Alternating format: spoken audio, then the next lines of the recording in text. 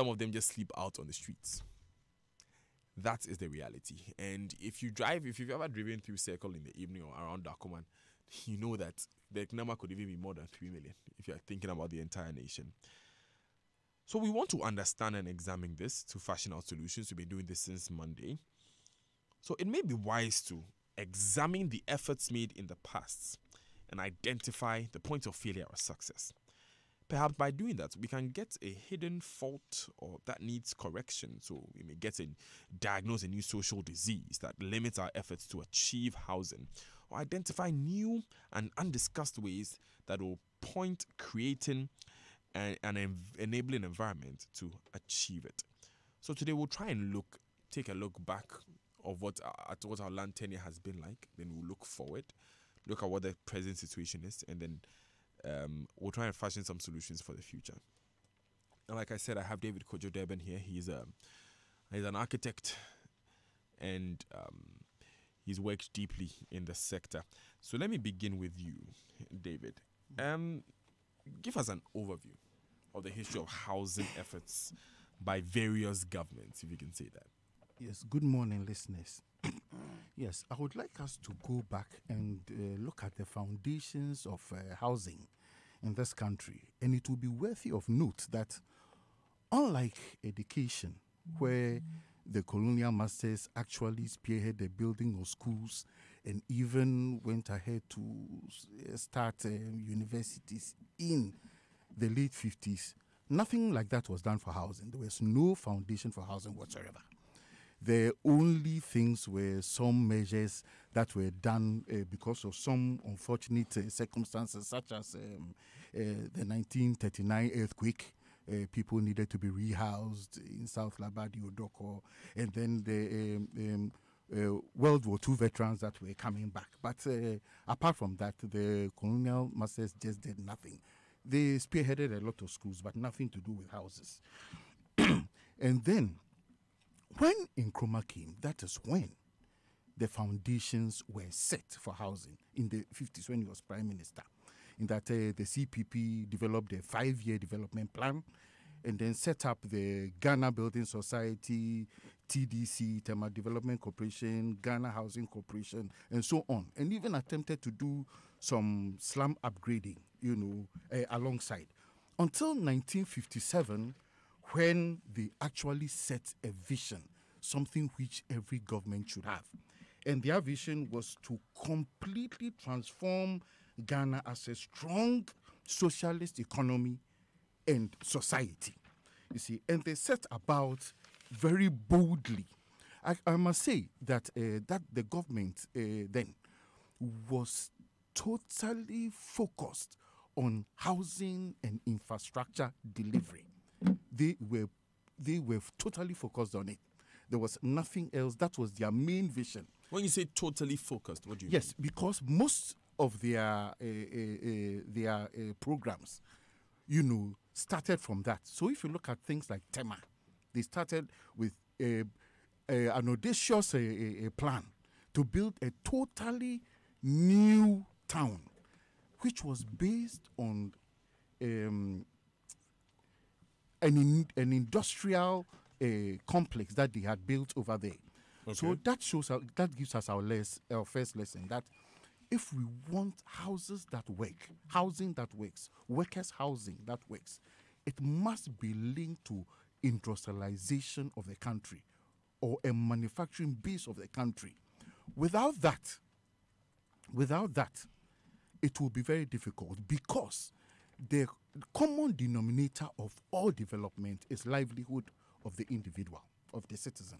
So if you want to think about where people live, you must think about where they work. Yes. And what work they do. And how prosperous the work is, how profitable the work is. You see, when that comes into the equation, then we can talk about housing, because that is the foundation of all housing. So Nkrumah did have, some positives, but his model is what we want to look at. Because when you look at Nkrumah's model, even in all the developments he did, he had half of it, the supply of the houses was of the money was capitalist. And then the delivery of the houses was socialist. It was a state thing. You see, so he set off to try and produce 25,000 houses in Tema, 25,000 houses in Accra, and Takoradi, and Kumasi, all based on this, you see. After that, after he was overthrown in 1966, the NLC government did very little. But Buzia came on in 1971, the Progressive Party, and he was totally capitalist. You see, so he started with building societies, banks, insurance companies, and a self-help program for housing, you know. And then there was another change of government. The SMC Achampong came on one. So, David, I need you to draw the clear difference between the capitalist socialist model and the purely capitalist model. Yes. So, for instance, when you say the houses were delivered in a capitalist way, yes, and supplied, distributed in a socialist way, what do you mean? What I mean is that the funding was capitalist. They got money to invest in housing, but the delivery, yes, but the delivery was a socialist one in that it looked like it was a state thing. The houses were built by state enterprises, TDC, state housing corporations, and so on. They were all in state housing, state construction, you know, and the delivery was a state thing. So when you look at that model, and how did the people buy them? Yes, the people bought them on a subsidy, you see, and it was when the subsidies began to fail, you know, when there was a drop in cocoa prices in the 60s. That is when they couldn't keep up with the subsidies, and you know, that scheme began to fail. So when you go you find that with the soldiers, government, the Buzia government, he was capitalist, but it wasn't. So too it's sort long. of like what we have now. Yes, but it wasn't too long before the soldiers came in, and they were fairly a laissez-faire government. But they, even Achampong, managed to produce 2,300 houses, low-cost housing, you know, Dansuman, and all were done by, of course, the State Housing Corporation did those, you know, along with TDC and so on. On the same subsidy model? Yes, on the same subsidy model. But, of course, they were those were very low-price housing. But the important thing is that they didn't have any housing policy. They just built, you know, by a delivery system. Then, you know, fast forward, then came Rawlings, AFRC one. And he had a Marxist, you know, policy. The State Houses Allocation Intervention Committee, where, you know, one man, one house, you know, where they seize houses and so on. But not much happened within that time. With Liman also, not much happened. Then, in 1982, Chairman Rawlings then came back to power. And this time he was capitalist. You know, and so for the next 20 years, throughout that time, we had a state structural adjustment program, economic recovery program, and we note that all of these things had land implications. All these changes had land implications, because when you are a socialist, the way you take land, it's a state thing. But when you are capitalist, then the land has to be bought at a market price. So all of these toss ups and downs, in and outs, affected what we have today. So I realized that after all these institutions have been formed, up to today, there's been the switch between socialists and capitalists. And now we are in a capitalist era, where the market, we have to buy houses at a market rate. But then we look at it and see that the graphs have moved in such a way that 85% of Ghana's population is on a low income, it's informal sector. Mm-hmm. So all the houses we see being done by SNIT, being done by Greda, all the things we call real estate, it's only 15% of the housing stock. The largely 85% is all self-help housing, people earning their own money, trying to build. And so where the problems lie is that ideologies have changed over the years. They switch from left to right, switch from capital, and now we are trying to look for some middle ground where we are saying government has to provide this, or is it the private sector that has to provide this? And we are trying to find. Or is it a partnership in a way? Or is it a partnership? So I'll allow my partners to come in with the land aspect, because to me, even the land aspect has changed. Yeah, you see, it's an interesting thought that you have put out there, and listening to that rich background, and I must give kudos to you, David, for the very, very rich background that you've been given. One thought keeps running in my mind is that what worked? We have a reality of what can work as a nation, because, for instance, we know that governments will not get the money themselves to fund an infrastructure drive. Yeah. We know that. Yes. And involving the private sector too will be another thing. So I don't know. Let me come to Tony here. Looking at where we've been and where we are now, what model do you believe has worked so far? Well, it's very difficult to tell, basically because if you look at the numbers, the deficit keeps rising. Yeah. We have always had a shortfall of between 70 to 120,000, 150,000 housing units shortfall per annum. I mean, for the past 20, 25 years. Now, the advent of the SAP, the Structural Adjustment Program, and the Economic Recovery Program, where the World Bank pushed the state towards allowing private sector to get involved, meant that such certain institutions were going to be weakened.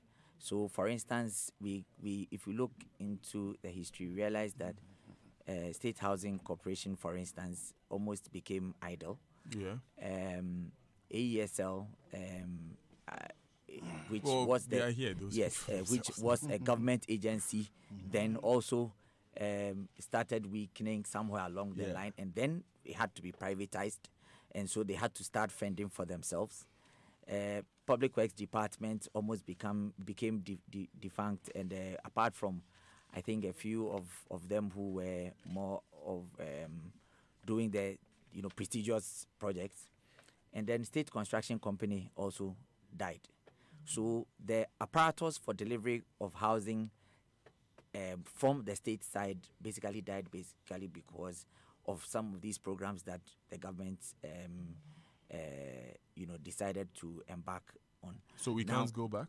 Well, if we have to go back, then we still have to go back and look at the models that Champo and Kwame Nkrumah did, because as far as some of us who are players in the industry think, it is those programs that actually delivered some houses that we can see.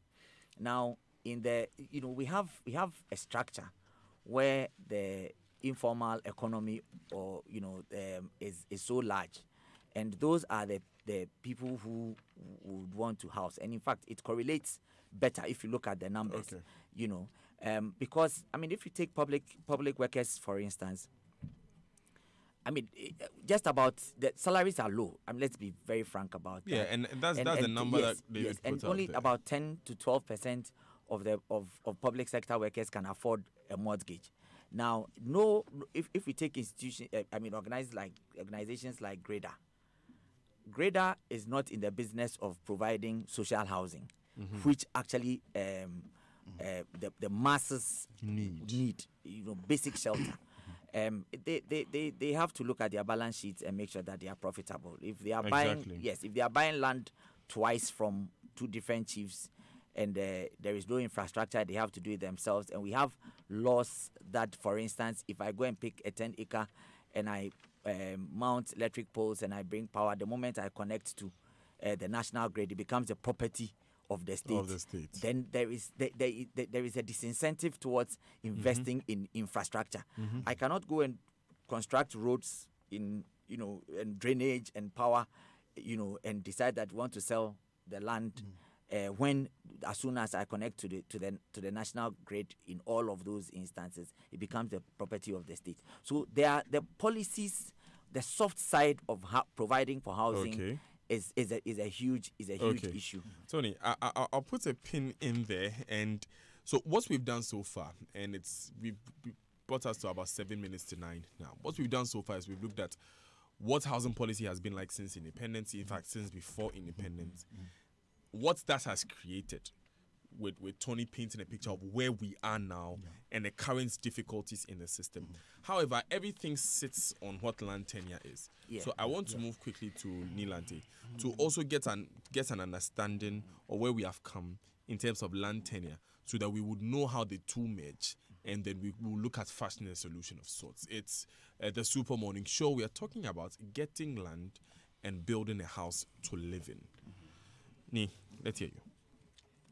Yeah, before any housing projects,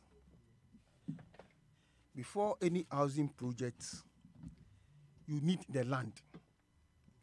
And you have to know the types of land ownership we have in Ghana. We have about 4. We have the individual or the private lands. And these are owned by private individuals or private entities. Then we have the stool and skin. These are lands under custodians of various chiefs. They control those lands. And then we have the family lands. These are lands managed by heads of families, assisted by the principal members of the families. Then we have the state invested lands. These are lands managed by the Lands Commission. And we realize that there should be land policies before we can have a meaningful or sanitize the system as far as purchase of land is concerned. Because we know the indiscipline in the land sector. We know there are land encroachments, the menace of the land guards, and also indeterminate boundaries. So if you acquire a land, sometimes there are litigations, and that can impede any meaningful housing projects. So that issue should be handled. And we have a lot of laws, and the laws keep on changing with regard to the situations on the ground. Because if situations change, then the laws become something like obsolete. So there should be adjustments, or there should be other laws that will actually flow with the situation With on the current times. with current times. With now, for instance, what are some of the laws that are there that you feel are not relevant? As at now, we have the we have the LI 1444 that is being applied with regard to preparation of site plans, Yeah. which means the site plan should be approved by the director of service or its representative, that is the regional surveyors. Now we've moved to 767, that's the Lands Commission. That set out the Lands Commission, that brought them together. And now what the step that has been taken in 2 years ago, that now we have bar-coded site plans to sanitize the system with regard to Greater Accra region. So if you buy a land, the site plan in the document should not be a certified plan. Certified plan, that means that it's only the licensed surveyor that has certified the plan without the approval from the director of service. Yes. These site plans cannot be used for registration as far as Greater Accra is concerned, then Eastern region, then Western region, then Northern region. Yes. Okay. So that's one of the innovations that has come. That's innovation. And now we've moved further to add some security checks. So in Greater Accra now, and then Eastern region, if you have a site plan without a barcode, you cannot use that site plan for registration. Okay.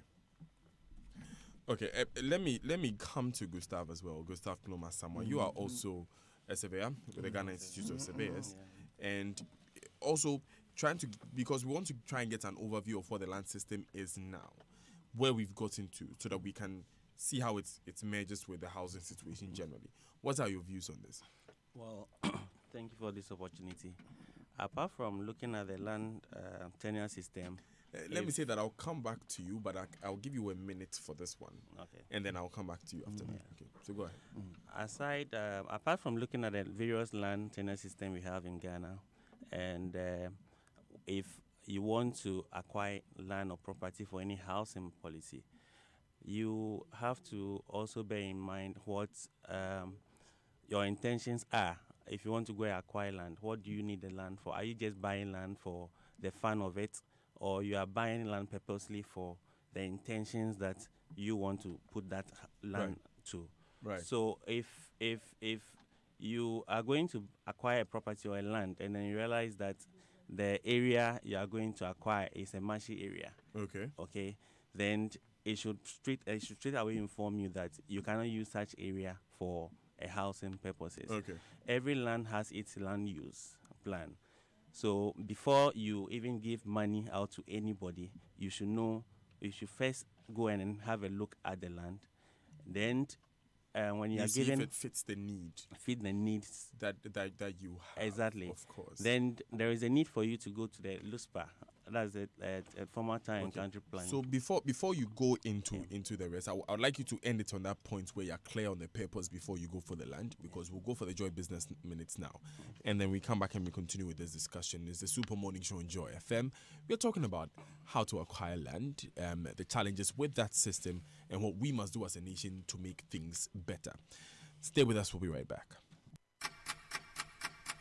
Hello and welcome to the Joy Business Minute. He's Daryl and I'm Karen, and our top stories. Directors of the 5 defunct banks, Beige, Sovereign, Construction, Royal and Unibank, may struggle to take up new jobs in the banking sector. This is because the Bank of Ghana would be applying its fit and proper guidelines, which could affect some of these officials. Accounting firm KPMG will from today begin the process of identifying all the assets of the 5 consolidated banks. The accounting firm has been appointed as the receiver in respect of the bad loans of the 5 banks. CEO of Dalex Finance, Ken Thompson, says the current crisis in the banking sector should not make the public lose trust in local banks. Ghana fears that confidence would drop further following the recent collapse of several Ghanaian-owned banks. And away from banking, and government has hinted of plans to adopt drip irrigation system to modernize its One Village, One Dam project. It hopes to provide sustainable irrigation dams across the country. Those were our top stories. We'll bring you more at 3:06. 1, 2, 3, 4. Oh, don't worry, Grandpa. There are still 5 ripe and 15 unripe mangoes on the tree. That's my boy. Grandpa, it's still 1.2 kilograms of rice in the container. My boy. And how much credit did I spend last week? Well, you spent 5 CDs on calls, 2 megabytes on data, and you sent 5 SMS. We are the only network that tells you exactly what you have spent and when you spent it. Dial *545# to access your statement on MTN everywhere you go. What's your thing? Corporate guy, shirt and tie, heels and scarves? You got to meet those KPIs, buddy. Appraisal is coming up soon. Pressure! But as we say, because we go die, we no go sleep. What's your thing? Friday night out with the buddies or the ladies, bonding over drinks and gossips. Find you at Kiki Biso Corner. Kwesi Artist Grind Day blasting through the speakers. Dreaded Monday, couple of days away, no fears. Work hard, play hard. Hashtag Journey to the top. Let's do your thing. Stanbic Bank. Moving forward. Hello, madam. Mommy has malaria. She said I should come and buy Hexapin and Agazone and Talumodino Nabutolosis. Hey, Bayo, this malaria and you are stressing like this, get Novamita. Novamita kills malaria parasite and comes in a special pack that fits into your pocket, wallet, or purse, so you never forget your daily dose. And if she has resultant anemia, give her 3FA. 3FA is a blood tonic. Always get tested for malaria before taking medications. If you are pregnant or a lactating mother, seek medical advice first. If symptoms persist after 3 days, consult your doctor. Novamita and 3FA is manufactured and distributed by Pharmanova Limited. Locate them at Osu at number 3 Okodan Street or call 054 31 71 894. Novamita, sort with malaria one touch. Any 3FA anemia, away. Novamita. Shower to kill malaria.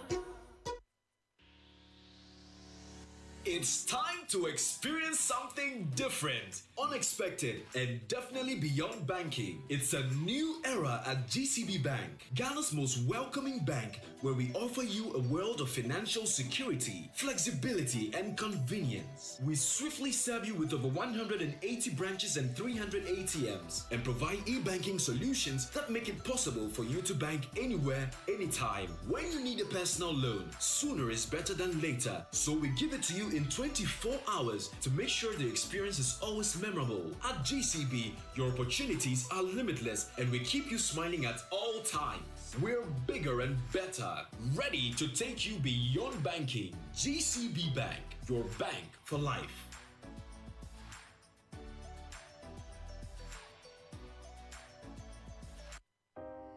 Concerned about your family's safety at your home or business? Worry no more. Get more. Call Trelidor 0561 24 24 24. For any window or door, get more. Call Trelidor 0561 24 24 24. For unique custom-made solutions, get more. Call Trelidor 0561 24 24 24. Trelidor, Africa's strongest burglar proofing.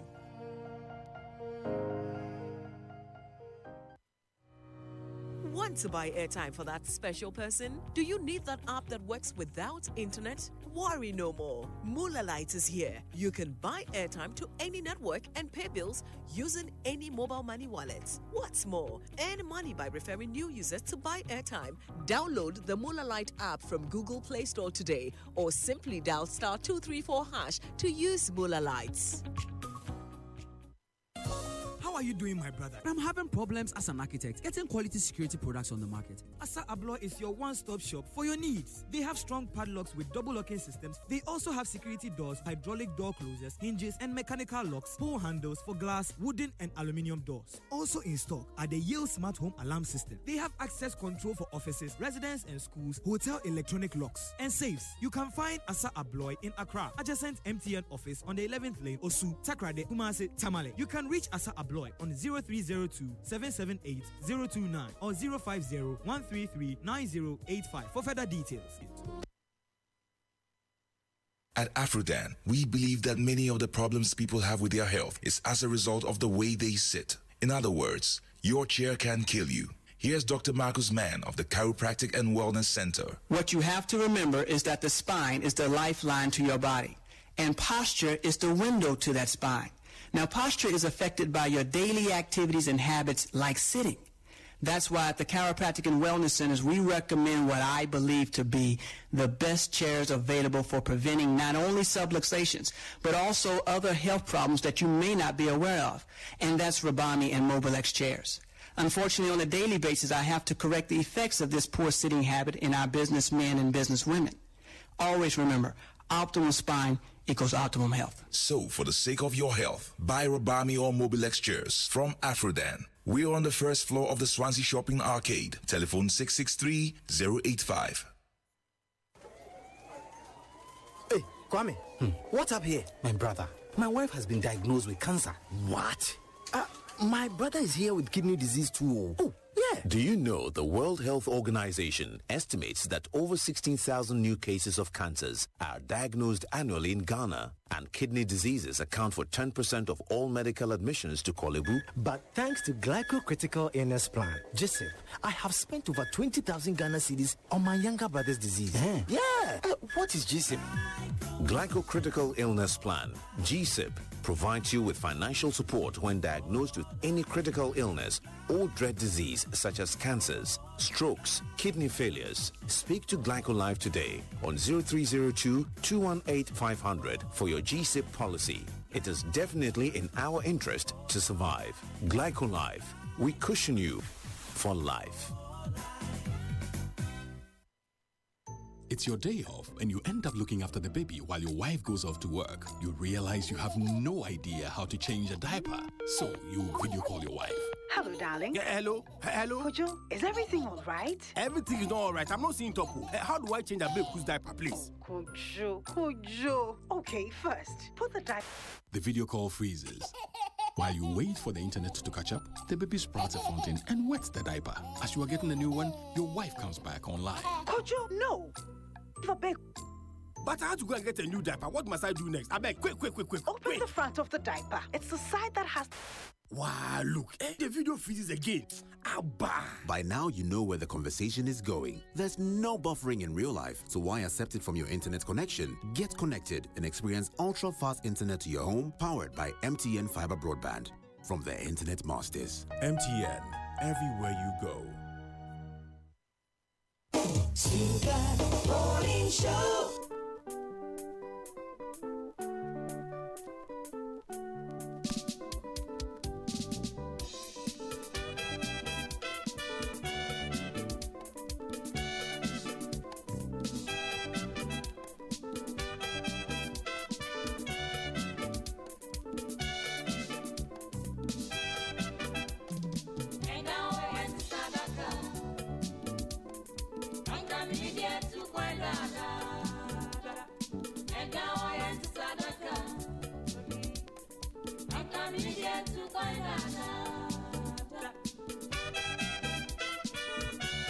Welcome back. It's 10 minutes past 9 on the Super Morning Show. Enjoy 99.7 FM.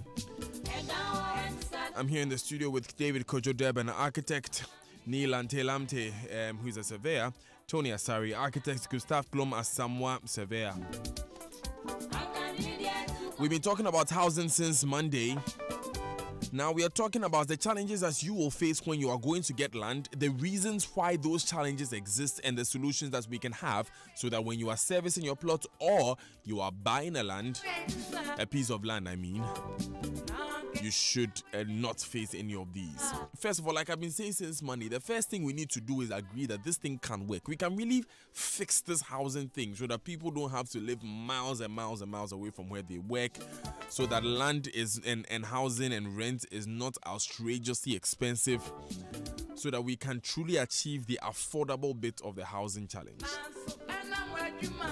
That's the kind of conversation we'll be having all week, and tomorrow it crystallizes as the Habitat Fair, which comes off, the mini fair, which comes off at the Achimota Mall. Many thanks to Western World Properties for helping us out. But Entrance University College of Health Sciences is the first private open university to offer the Doctor of Pharmacy degree in the West African sub-region. We provide great opportunities for training in the pharmaceutical field. Our students will have a hands-on pharmaceutical manufacturing experience and will equally have an opportunity to do their clinical at Entrance University Hospital.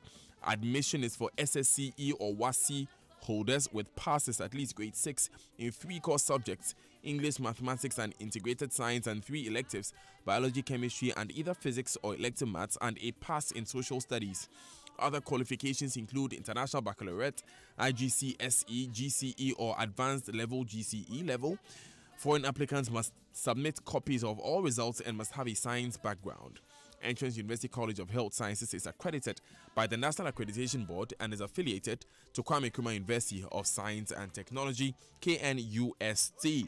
Location is number 16 Okwegono off the Spintex Road. Telephone 050-908-6631 or 050-908-6651 or 0268-702763. Website is euchs.edu.gh. That is euchs.edu.gh. Now, if you need to rent a car this weekend, Switch Car Rental is the latest addition to the list of services by Lisa Freak. They offer affordable, excellent services and a wide range of vehicles and defensively oriented professional chauffeurs. So whether it's a daily rental, airport transfer, cross-border or intercity travel, you can call Switch Car Rental for that saloon car, an SUV, bus or pickup. Remember, if you rent an SUV, you get free Wi-Fi access for the entire rental period. You also have the self and chauffeur drive options. Call Switch on 0501-282269 or 0501-282271. Visit our website on switchcarrentals.com or download the Switch Car Rental mobile app on Google Play or App Store. Switch Car Rental, you are better with us. Now dust some zeros off your budget by getting a brand new Renault Duster automatic transmission at a crazy price of just $16,500. A brand new SUV for $16,500. This promo is valid on limited stock at Premium Motors. And Premier Motors has a Renault showroom at Atiko Junction on the Kaneshi or Doko Road, or call 030-707-9977 for more details. Renault, passion for life. So before we went on break, Gustav was speaking, and Gustav was telling us that's critical advice of you knowing the purpose for the land before you buy it, so that you even know the kind of land that you need. So what are some of the other things that you need to look out for, Gustav? Yeah, thank you. We are talking about housing fair and then cost of housing. We must know that when you are talking about cost of housing, it begins from the very day you even thought about acquiring a property or buying a land, because the processes you follow before even thinking about the kind of house you are going to build or add to the cost of the house and when it is finally built. You know, we have this principle: he who doesn't have cannot give. You understand? So if you say you are a landowner and then you have a property, then you should be able to determine the extent of your property. My colleague talked about indeterminate boundaries problem that we have in a country. We live in a system where landowners don't even know where their land starts from and ends. And that is the reason why government over the years have introduced a lot of land policies to address those issues so that people's interest in land can be secured. So anybody who wants to acquire a property, you should ensure or you should find out whether the person selling the land to you is the rightful owner of that property or that land. But that's where the problem begins, isn't it? Because how do you even know? How do you as an individual determine that this is what is there? Because of those challenges or the difficulties, that's why government has, or Lands Commission, they have in their policy the procedures one must go through before acquiring land. There is something I normally call local search. For instance, if I go to Afinia area now, I'm new to the area and I want to acquire a property, I'll first, find out who are the lawful or rightful owners of the land in the area. When I'm introduced to anybody or any family member or a head of the family, I am supposed to find out from him or her whether the property is documented. If he says that a property is documented, the land is documented, he must show me a proof. And any land document that is provided or given to me, I must find out whether it is authentic. How do I find out? I need to go to the Lands Commission, that's a state agency that authenticates which determines the veracity of such documents. And why can't you, for instance, just go straight to the Lands Commission and tell them I've seen a land in Afinia somewhere, check who the owner is, and then the contact is there, then I call the person and get it. Something as sensitive as land.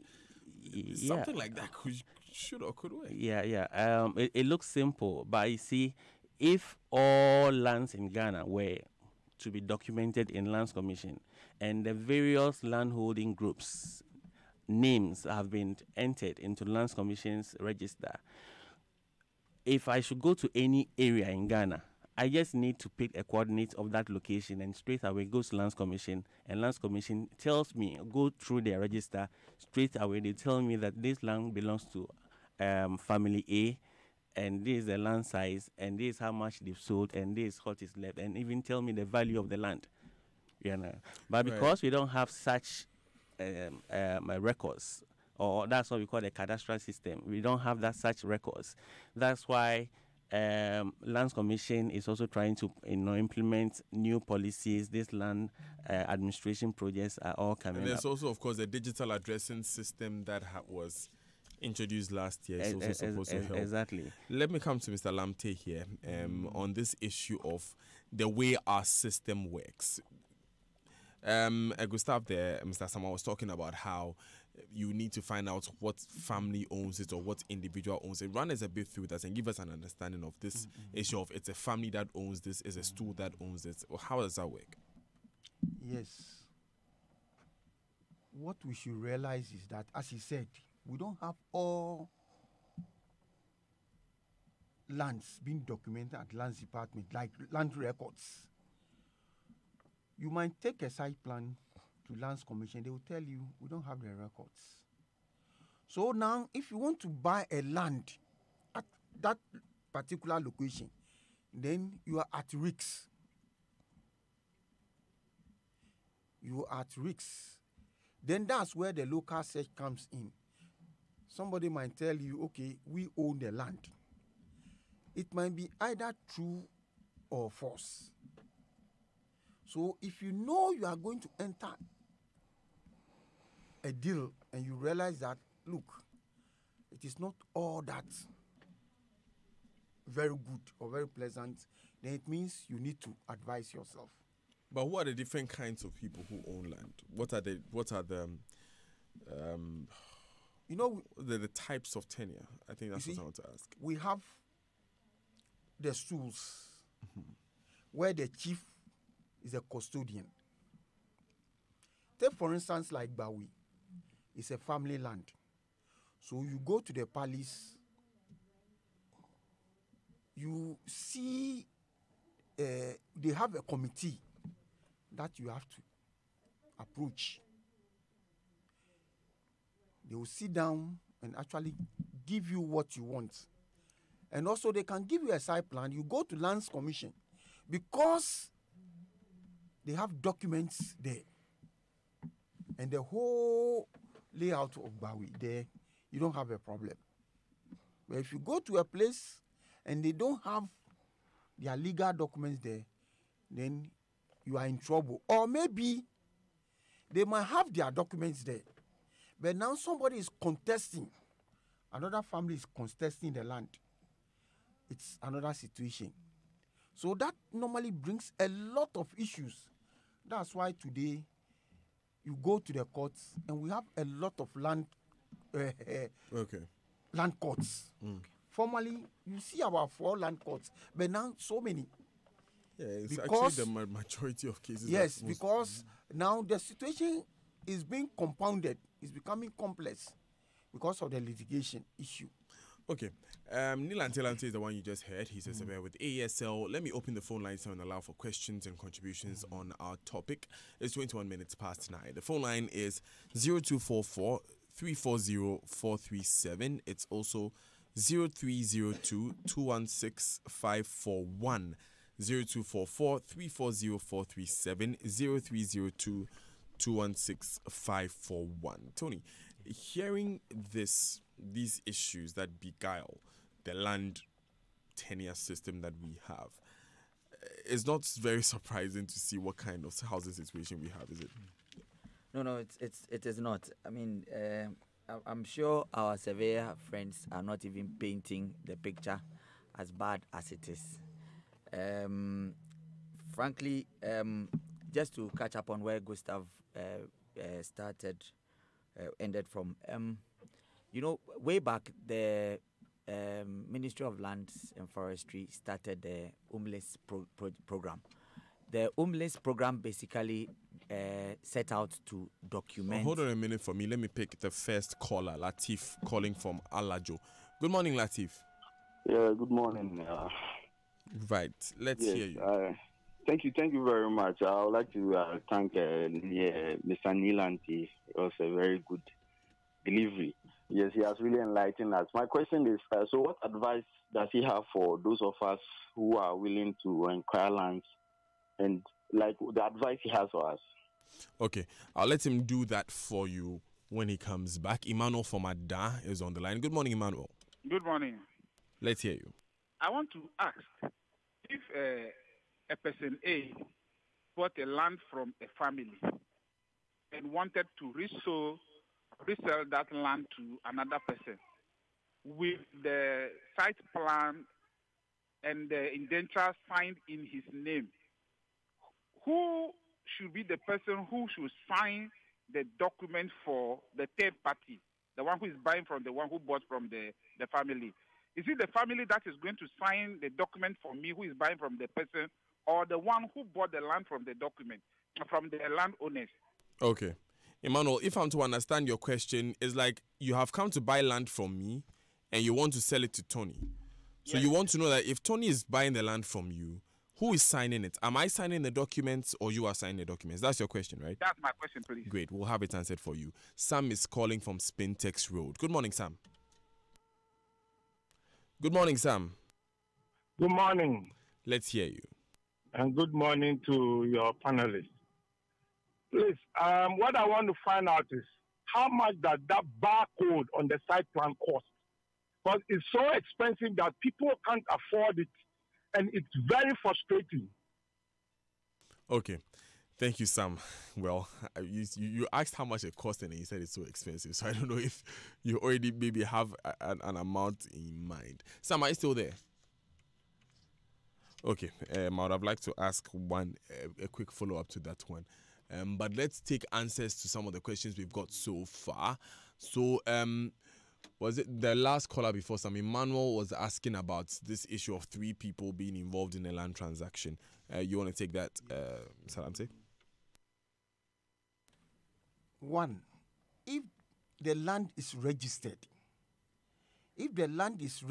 already, and you want to sell the land to the third person, you are the one to sign the documents. But in certain families, you have to have their consent before parting with that land. Because if you don't have their consent and you send it to Lands Department, they will tell you, go back to the original owners. Why is that the case? If I've bought it, It's my property, isn't it? Well, they sold the thing to you. They sold the land to you. You cannot, because they haven't got any transactions with that person. And in their book, they know that it is Tony who bought the land, not the third person. Okay. So definitely, like, let me cite Bawi as an example. There's no way you can buy a land in Bawi and sell it to the third person without their consent.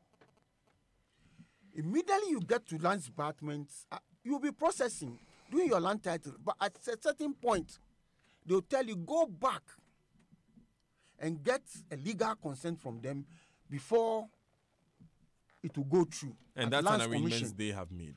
That's the arrangement. So I guess the answer to the question will be to find out based on the nature of the land that you're buying. Yeah. Let me pick a quick word from someone. Yeah, every land transaction you are entering into with anybody, it's an agreement between you and then the landowner. And normally people don't read the land documents that they have, what we call the indenture. The indenture is drafted by solicitors. And if you look at the contents, we have the terms and agreements between the buyer and then the seller. And we have clauses there. And what my colleague is saying, there is one clause that says that you cannot dispose or lease or transfer that any part of that land or the whole land to any third party without the prior knowledge or consent of the family who sold the land to you. So if you have an agreement states clearly what you must do, irrespective of whether you've registered the land or not, it is always better for you to consult the family. Okay. You understand? And you know that there is this ground rent that you pay as a buyer. Okay? If you are a landowner and I buy a property from So let you, me pick Kwabna from Kotobabi's question and then we'll add that to the issues you're addressing. Good morning, Kwabna. Good morning, Kwabna. Hey, good morning. Great, let's hear you. Now, I think these estate developers, those who are... Please reduce the volume on your radio set. Those who are cashing in, trying to cash in with the deficit, I think they are making a little bit mistake because they are targeting a certain group which can buy their product.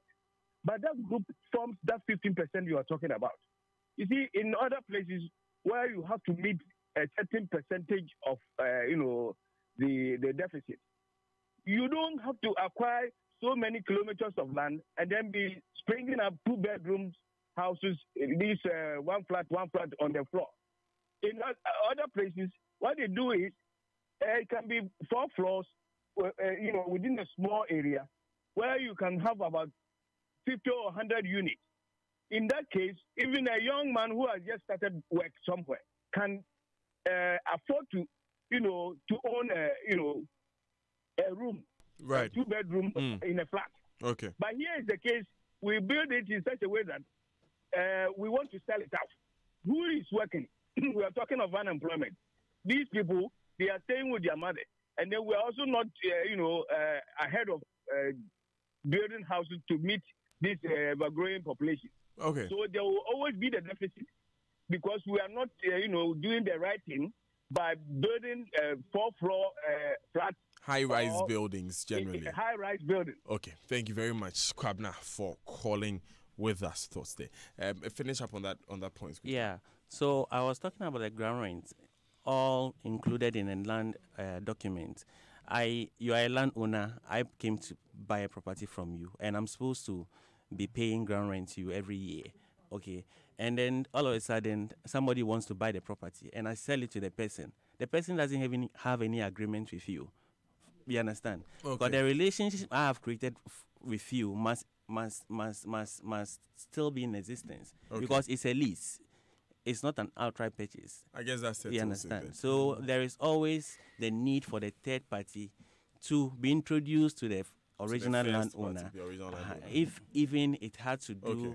with two selling two different people selling it. Okay. I know there's still a question on the cost of the barcode. I would take my last caller, Original Michael, calling from Ho, and then I'll come back with those answers. Original Michael, is it a fake Michael? Yeah, good morning, Koyo. Yes, good morning. It's Daniel, but it's fine. I want to add a certain solution to the whole scenario. What I want to say is, I think it is congestion that is making the population higher in Accra and Kumasi and others. The government can develop every region so that, like, you searching for jobs, migrating from their regions to this Accra and Kumasi, they can get jobs in their regions and work. So when they are working there, I think the pressure in Accra will reduce, so that, like, the infrastructure and others, there will not be pressure on it. Good morning. Good morning, Original Michael. That's an original comment. Thank you very much for that phone call. Let's take the question on the barcode. Mr. Lamte, I would ask that you answer it. Okay, Gustav, I'll ask that you answer it in a minute, please, for me, so that we can move to the other parts of the discussion, and then we wrap up. Yeah, I don't think just touching on barcode without explaining what that barcode site plan means. We used to have the certified plan. A certified plan is a plan produced by the licensed surveyor, and he certifies it for the client. Then we have the approved plan or the cadastral plan. That one, when the licensed surveyor produces it and certifies it, then the director of survey approves it. But over the years, we realize that there is a lot of forgery in the system. People are forging signatures and even producing cadastral plan without the without the approval of the director of survey. So what the Lands Commission simply seeks to do is to add a bit or another level of authentication to the plans that they are registering into their documents. So it's a good thing that has been introduced. Now I'm talking about cost.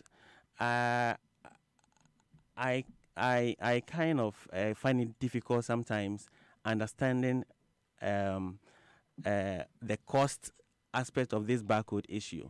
When you engage the right person or the authorized person who is mandated by law to produce that barcode or cadastral plan for you, I don't think this cost. So who do we approach?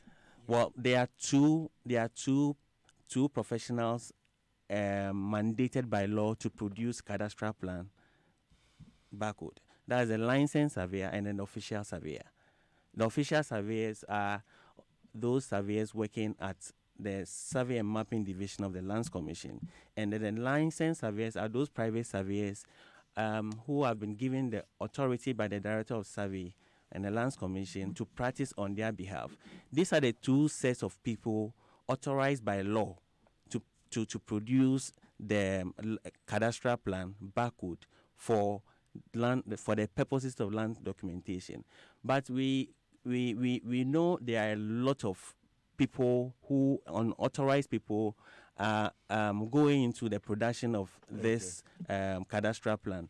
That is why the Lands Commission is taking steps to sanitize the system by the bottom line is to go to the right place. Go to the right place. And we are all professional. All licensed surveyors, all official surveyors are all members of the Ghana Institution of Surveyors. And we have a scale of fees that we charge per undertaking all these services for clients.